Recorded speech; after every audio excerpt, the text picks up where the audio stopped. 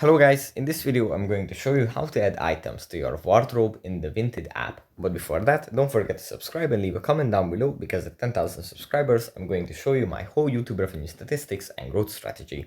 So without further ado, let's just jump right into it. First we have to open up the Vinted app. After opening up the Vinted app, it opens up in the home menu. We have to go into the profile menu. And here in the profile menu, at the top, there is the logo of our profile, and by tapping on it, we can view our profile.